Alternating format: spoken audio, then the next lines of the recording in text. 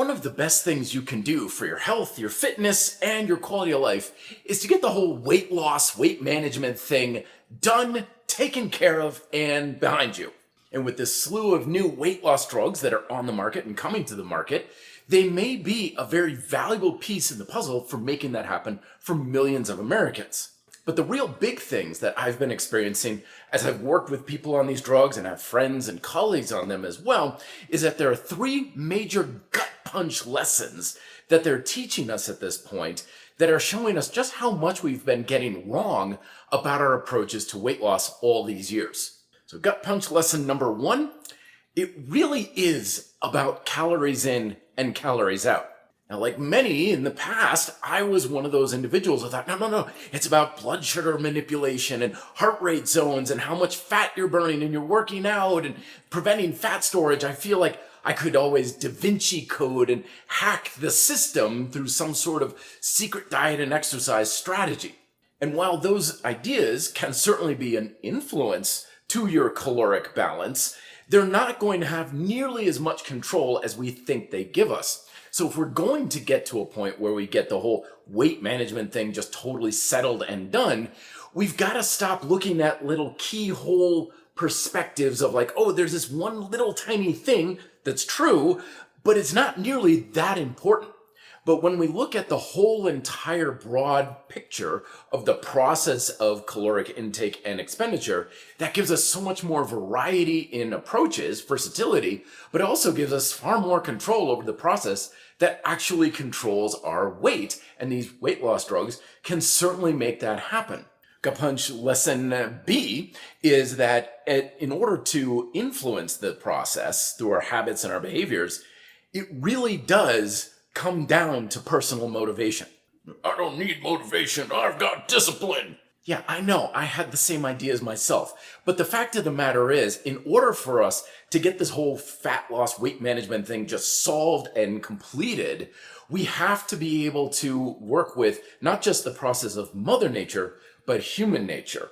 And one of the interesting things that I've been learning from clients who are on these drugs is how much it's influenced their motivation to mostly eat, or food drive, as I'm coming across this term now. It's addressing not just their physiological desire to eat by changing things like appetite and how fast they get full and how long they stay full. But I'm hearing a lot of folks say like, oh, the noise, the food noise in my head is quieter. I'm not like emotionally attached to food as much. If I get really stressed, instead of reaching for a candy bar, I'm going for a walk or something along those lines.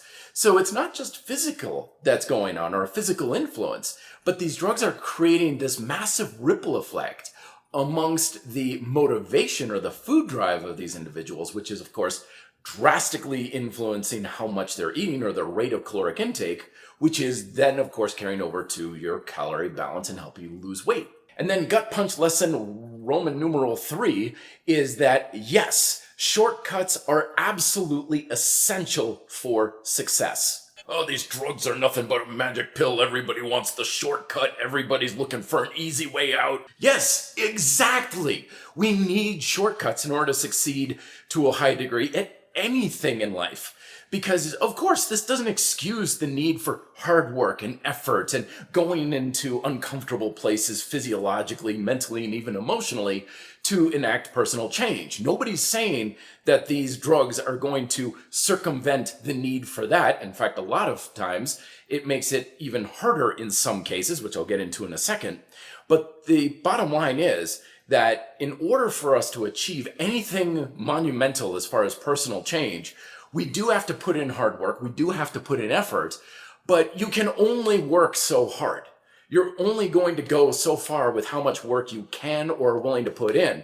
And chances are very good that amount of productivity from that amount of effort is going to be far short of where you actually want to go for the results you want. And the only way you're going to bridge that gap is if you find ways to be more productive with the same amount of work or less effort, aka a shortcut. And that's not to say that things like these weight loss drugs are going to make it easy.